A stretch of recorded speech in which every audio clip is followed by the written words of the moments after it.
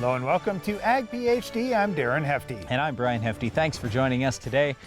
One of the biggest questions that you may have going into this fall is how are you going to manage your residue so you set yourself up well to raise your best crop ever next year? We'll talk about residue management on the farm today. Well, residue management also comes into play when we're thinking about our fall nitrogen management. If you're considering putting nitrogen on your farm this fall, we'll talk about some of the things you'll need to think about. Later in the show, we've got an iron talk and an interesting weed of the week as well. But first, here's this week's Farm Basics. Stop losing money from your stored grain with the EndZone fan control system from Farm Shop MFG. The EndZone monitors outside conditions to run your fans so your grain naturally reaches ideal temperature and humidity. For more information, visit farmshopmfg.com.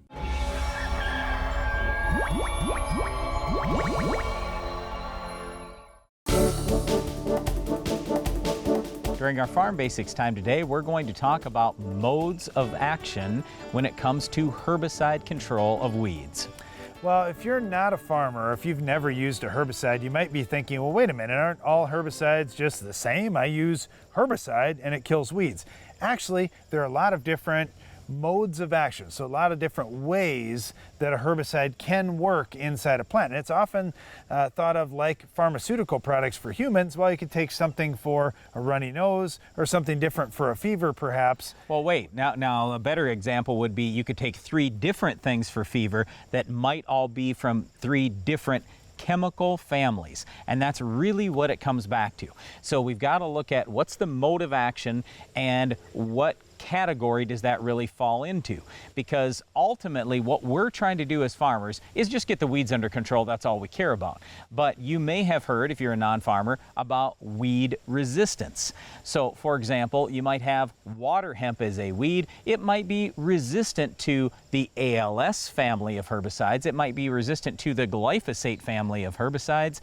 But you know what? It may not be resistant to the flumioxazin family, the PPO family. So we're trying to find the right categories of products that will still control the weeds. And then ultimately what we want to do is find 2 or 3 categories of herbicides that will kill the same weed, because then we know there's very, very little chance of building resistance. What we always say is this: a dead weed can't become a resistant weed. So we just want to make sure every weed is under control out there. Then we don't have to worry about weed resistance. Another consideration as farmers is we really have found that rotation works well for us. So if we're planting corn one year, soybeans next year is a great way to get away from some of the bugs that impact corn. Well, they don't impact soybeans. Some of the weeds, diseases, those kinds of things vary. And we found that rotation in the herbicides that we use works quite well too.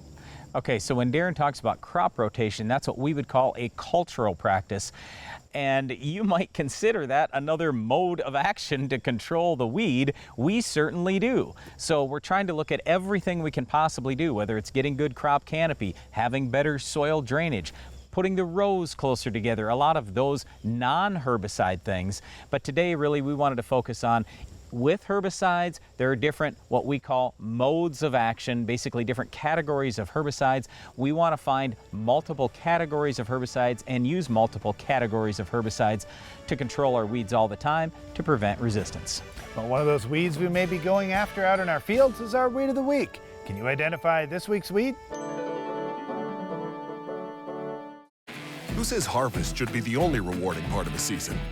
Sure, ending a successful year of planning and planting is a very gratifying moment. But with the Bayer Plus Rewards program on your side, it doesn't have to be the only one. By helping you earn and redeem cash back on seed, herbicides, and other eligible products you use throughout the entire season, you can reap the benefits all year round. So contact your retailer to learn how to get more from your crops and put more in your wallet. Bayer Plus. Rewards are always in season. What I look for in a seed isn't just in the seed.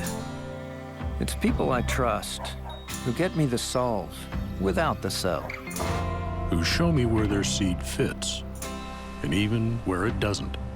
Because the only innovation that matters is the one I need. With NK Seeds, progress means pushing my potential. And success matters. Success isn't just about maintaining your operation, how you make out for the season, or how much you can get from each acre. It's about doing precisely what needs to be done to feed your crop and grow your legacy, all the way down to the last drop. AgroLiquid Precision Crop Nutrition. Apply less, expect more.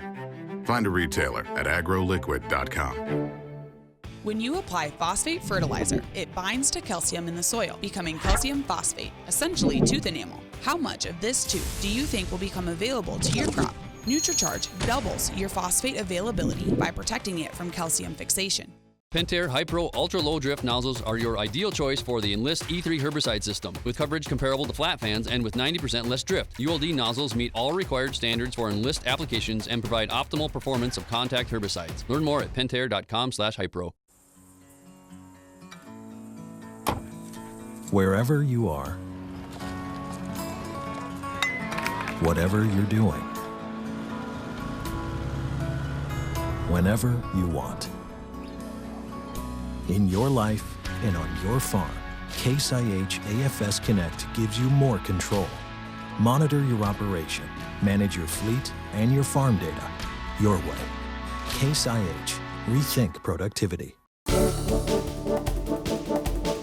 Last week on the show, we talked about cation exchange capacity and how the higher the cation exchange capacity, or CEC, the more nitrogen your soil could hold.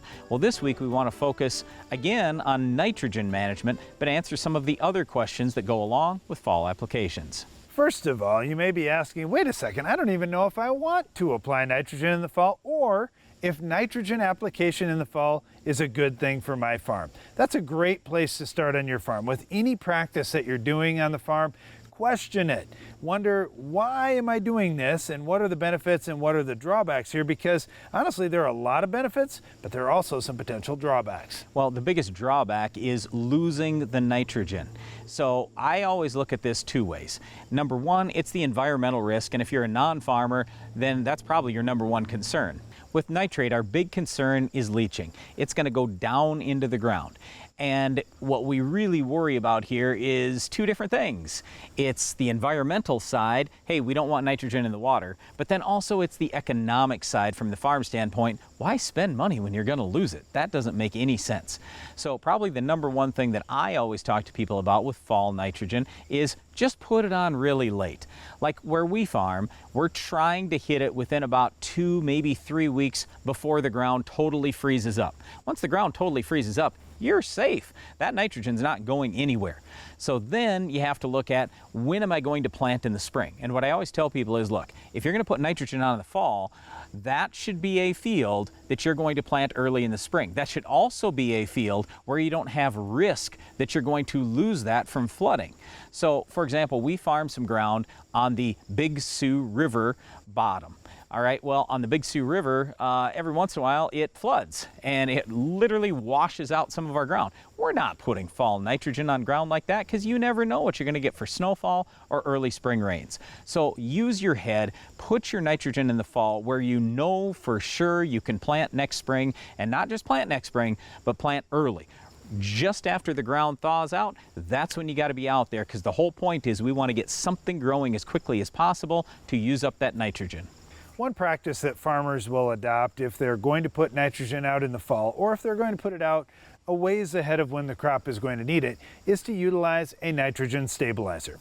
Now, there are a lot of different types of nitrogen stabilizers out there, but basically they're trying to manage against those 3 ways that we could lose nitrogen in the field. So putting a nitrogen stabilizer with your nitrogen source definitely makes you feel better that, okay, I did something. I made an investment here and I put a product down that's supposed to protect my nitrogen. But is it perfect and does it last forever? Well, of course not. There are certainly limitations to how long that stabilizer is going to last. And then you have to make sure you pick the right stabilizer. For example, if you're worried about volatilization, make sure you pick a stabilizer that protects against that. And this would be a concern if you're leaving nitrogen on top of the ground.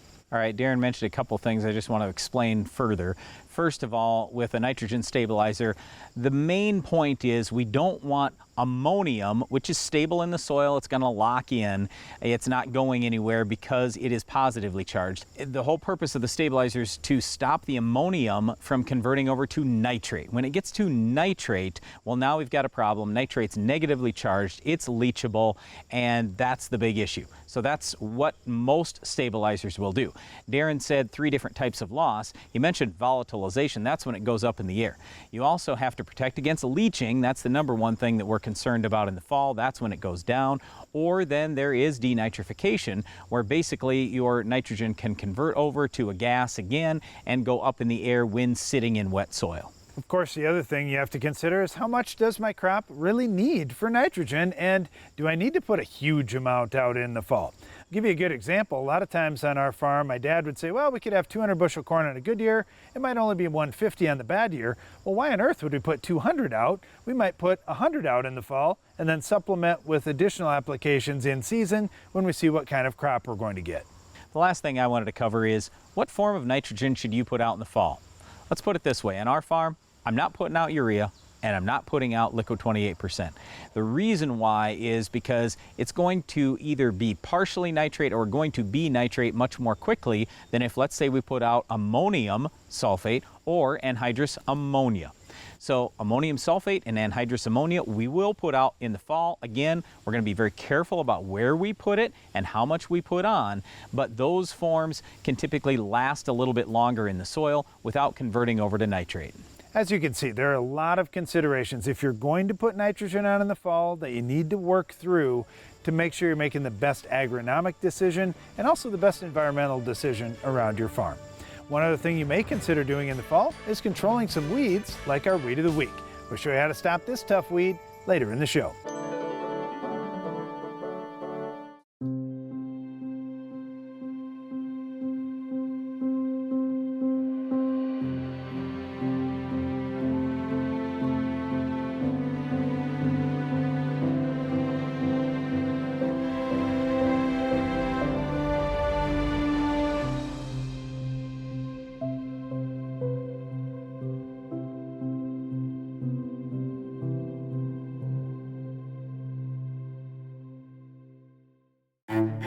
Success isn't just about maintaining your operation, how you make out for the season, or how much you can get from each acre.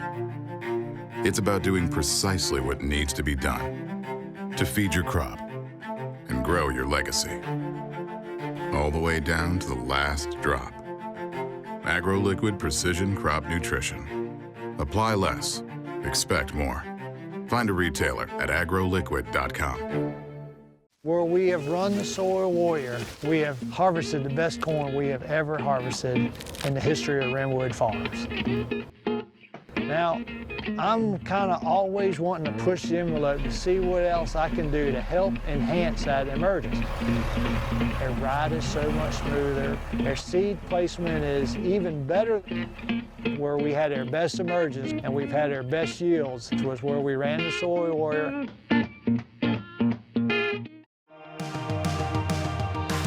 As a global planter consultant, YieldTrack caught my eye because it was agronomically superior to anything else that I had seen. Things like the potential of increasing corn yields approximately 12 bushel per acre by eliminating the center section compaction and pinch rows that have compaction on both sides of the same row. Improving uniform seed depth and plant emergence by cutting wing movement 50% using walking wing wheels which stabilize row unit movement at higher speeds. Floating bigger seed and fertilizer payloads at a 14 psi or less footprint through innovative design that eliminates weight and improves durability, allowing YieldTrack to be up to 6,000 pounds lighter than other equivalent machines. Contact Norwood Sales to learn more on how to improve your farm's profitability using a YieldTrack planter. Stop losing money from your stored grain with the EndZone fan control system from Farm Shop MFG. Hot spots and moisture in your bin can cost you thousands in lost revenue. The EndZone monitors outside conditions to run your fans exactly when you want them to, naturally bringing your grain to ideal temperature and humidity. Master bin management with the End Zone. For more information, visit farmshopmfg.com.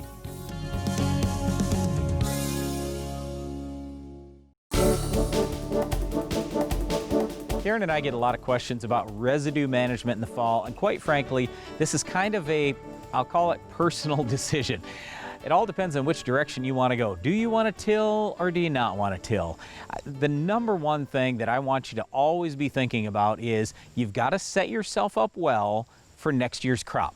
So it's one of the things our dad impressed upon us very much, because he just said, look, if you, let's say, delay your harvest, which means you might not even get any tillage done or any fertilizer, any prep work, well, now you're affecting next year's crop. And the last thing we want to do is have a negative impact on next year's crop. So the reason why we're talking about this today is hopefully you are really looking hard at this on your farm and you're evaluating how much residue am I leaving out there, how am I spreading that residue, and am I setting myself up well for success for next year? Obviously, your first spot where you have control of that residue is going to be with your combine. And for us, we made a switch a number of years back to using chopping corn heads. This has been a big change on our farm and one that we've really liked. When we can size that residue up to 6-inch chunks or maybe even less, we're able to drop that residue evenly across the head, so we've got a nice even amount of residue in our fields. We can also chop a little bit higher and leave some stalks out there, and we found that allows the residue to stay in place and not completely blow to one end of the field. So we were worried about that. Will little pieces of stalk, will all the leaves just completely blow away? Not so if we leave our stalk standing about 18 inches tall. So by doing the chopping corn head, that's been a nice thing for us to get an even spread to begin this process. Well, I don't know if it's as much an even spread, but what I'm concerned about is when we used to leave the stalk standing taller, whether it was conventional till and we didn't chop it up well with our tillage, if it was no-till or strip-till and we left all these tall stalks out there, then they'd tip over in the spring. We're planting in the spring when it's cold and wet, and we just simply couldn't cut through that with our coulters very well, so we hairpinned a lot of residue. We had a lot of stand issues. It was a disaster for us. Switching to the chopping corn head, Darren mentioned 6-inch pieces. I look at a lot of tiny little pieces. I mean, very, very small. The point is we want to open that stalk up. We want to make that stalk smaller yet. So if we do have any residue left in the spring, and we will, then we can push that out of the way. It's not a big deal. But the other thing is by opening it up, by splitting those stalks with the chopping corn head, now we're able to break that residue down faster because bacteria can get in there much more quickly. And if you get even a tiny little bit of soil touching that residue on the inside, you can't believe the speed at which it breaks down compared to if that stalk was still intact. Well, getting that residue to break down is important. And when we think about corn stalk residue, let's talk specifically about corn. It's about 60 parts carbon to 1 part nitrogen. We need a lot more nitrogen out there in ratio to get this to happen, to get the breakdown to happen. We also need good microbial activity. Of course, this is going to be better if you've got a warm fall or if you've got many days after harvest that are going to be warm so the microbes can get working. But you can also supplement it by adding more microbes. For example, we'll use a product called Decomp on some of our stalks to try to help speed up that residue breakdown, especially if we can get out there and harvest early like this year. We'll also add some nitrogen to the equation, and we talk about fall nitrogen management. This is a little different piece. We're talking about adding maybe 5 gallons of liquid nitrogen, maybe 10, something like that, just to provide some nitrogen to shift that balance of carbon to nitrogen and allow those microbes to get to work. The other thing I want to come back to with the combine is just how you are spreading that. With your spreader, I want you to really look this fall. Is it an even spread? Too many times, Darren and I will take a look at fields and we see streaks the next year. And you go back to, why are we having streaks? Why do we have uneven emergence out here? And what it comes back to is how much residue was left in certain spots in the field. And then you trace it back and you go, wait a second, this was a combine issue. Basically, the combine was leaving streaks out in the field of residue, and that in turn led us to poor emergence in the spring. So make sure you're setting your combine right so you have a nice even spread across the field. Whether you're in no-till, strip-till, or conventional till, I don't care. Spread that residue more even, and then you should have better success next year. Now, if you got your residue spread evenly, great. You could be in no-till, strip-till, you could do some light conventional till, whatever you need to do. If you didn't get the residue spread evenly though, you're going to need to do some tillage to try to even things out the best you can. We see a lot of different tools being used in this application. The question is, do you want a finished seed bed right now with this application in the fall? Or are you going to do some more tillage in the spring? We see a lot of work done with high-speed discs. We see field finishers being used. There's a number of different tools that could fit the bill.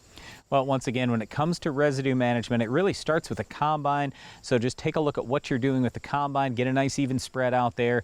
Regardless of what tillage system you're in, we always care about setting ourselves up well with a good seed bed for next spring. One thing that you may also knock out with your tillage if you're out there this fall is our weed of the week. We'll show you how to stop it coming up next.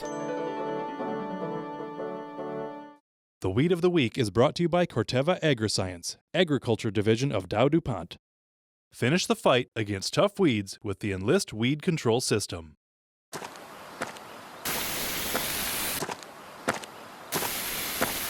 Weeds are tough.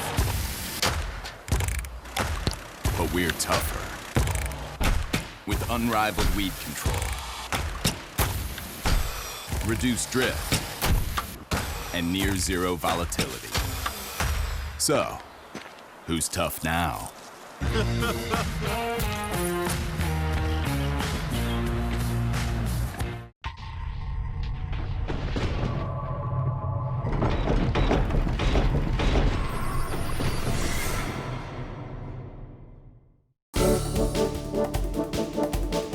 Our weed of the week is smallflower buttercup. There are a lot of different buttercup species out there, and I love the names of these weeds. Like this one, smallflower buttercup. It's like, you're not the big flower, you're the small flower guy, and you're also not hairy buttercup. So guess what hairy buttercup has different than smallflower? Well, it has hairs on the leaves, smallflower does not. All right, the interesting thing with this weed is it could be a perennial, it could also be a biennial, or it could be an annual. Well, that's very unusual. So how are you going to get it under control if you don't even know what it is, whether it's an annual or a perennial? A perennial is much more difficult to stop. So what do you do for control? All right, first of all, if this is a turf weed, which it normally is, the first thing I would say is if you are managing that turf well, you may not need a herbicide. If you're fertilizing, if you're mowing at the right height, so you're not mowing it so short, and you're also watering appropriately so your grass is healthy, you can choke this weed out. Darren, it's the same with crops. We talk all the time. We want you to kill your weeds with cultural practices. Have narrower rows, get the crop growing tall early, get good crop canopy. That's going to control this weed. But if you need a herbicide, we like mesotrione, that'd be Callisto. You certainly could use something like the 3 Pre's that we talk about all the time. Tillage will usually knock it out pretty well as well. So we've got a lot of options out there. There's always 2,4-D, dicamba, glyphosate, depending on the crop. Sometimes, Brian, we hear, hey, those options didn't work for me in my turf situation, and what we almost always come back to is too much water, not enough product. Our concentration wasn't strong enough. So if you're using a 2,4-D or a dicamba, personally I wouldn't use dicamba in a turf situation. I just use the 2,4-D. Make sure it's a strong concentration. Yeah, by too much water, he doesn't mean you're watering the lawn or watering the turf too much. It's too much water in the tank. Use less water in the spray tank and a higher concentration of herbicide. That's all the time we have for this week's weed, but Iron Talk is coming up next.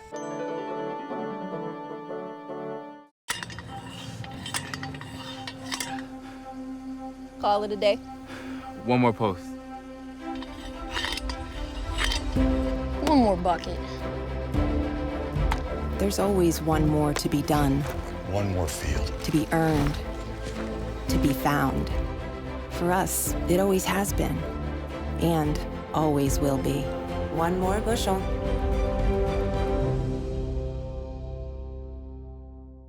Where we have run the soil warrior, we have harvested the best corn we have ever harvested in the history of Renwood Farms. Now, I'm kind of always wanting to push the envelope to see what else I can do to help enhance that emergence. Their ride is so much smoother. Their seed placement is even better. Where we had our best emergence and we've had our best yields was where we ran the soil warrior. across the country, and across county lines. No two operations are alike. You make the right decisions for the right acres, and no decision is more important than what you choose to plant. Expect it soon. Extend Flex soybeans. Elite genetics, now with the addition of glufosinate tolerance, giving you the yield you want with the choice you need. Extend Flex soybeans. Maintaining your crops is as important now as it's ever been. Howler, a revolutionary fungicide from AgBiome, can help. It provides long-lasting protection from a broad spectrum of foliar and soil diseases that affect crops. Howler is OMRI listed, has multiple modes of action, and has minimal pre-harvest and re-entry intervals. It's flexible, easy to use, and is available right now. Visit agbiome.com/howler to learn more.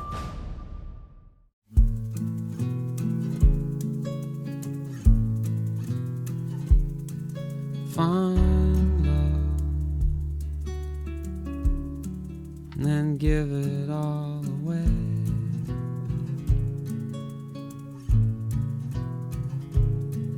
Find love, then give it all away. Iron Talk is brought to you by Case IH. Wherever you are, whatever you're doing, whenever you want. In your life and on your farm, Case IH AFS Connect gives you more control. Monitor your operation, manage your fleet and your farm data your way. Case IH. Rethink productivity.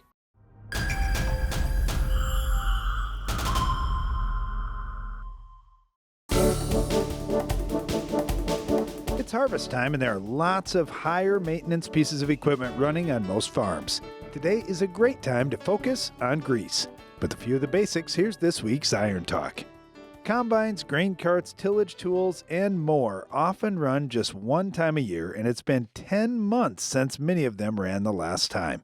Add to that the fact that you just can't afford downtime during harvest, and you can see the need for a refresher on preventative maintenance. Let's talk about grease. First of all, grease is made up largely of oil. The oil serves as the primary lubricant in the grease in most situations. There can be a tremendous difference between the oils and types of oils used in making different types of grease. The other big differences from one brand of grease to the next are the thickeners and additives they contain. Thickeners act much like a sponge does with water. Thickeners in grease hold oil and release it as pressure dictates that lubrication is needed. In storage, it's very common to see some of the oil come out of the solution in the grease and settle at the top. This is normal and really shows some of the same activity the grease will undergo as it's in use. The thickeners can also pull that oil back in to some degree as the machines they're lubricating are cooling down and not in use. The proper storage and use of grease is something that seems basic, but visiting most farm shops I find a couple of guidelines that should be followed. First, store grease tubes upright and keep them off the floor. This helps maintain a consistent temperature and also keeps the oils from bleeding out of the grease. Second, the grease on the outside of the zerk is actually designed to keep dirt and contamination out of the machine. So it's a good idea to leave a little bit of grease on the outside of that zerk. However, cleaning the zerk off before adding more grease is important too. Also, the grease gun needs to be clean, so no dirt is introduced in the greasing process. Over-greasing is another common problem. For this, we simply recommend following the manufacturer's recommendations to avoid problems. That's all for today's Iron Talk, and now back to the show. That's all the time we have for today's show, but before we go, we'd encourage you to check out the Ag PhD magazine. It's called Ag PhD Insider. Just go to agphdinsider.com for more. And don't miss the next Ag PhD TV show. We'll have another Weed of the Week, Farm Basics, Iron Talk, and a whole lot more. I'm Darren Hefty. And I'm Brian Hefty. Thanks for watching Ag PhD.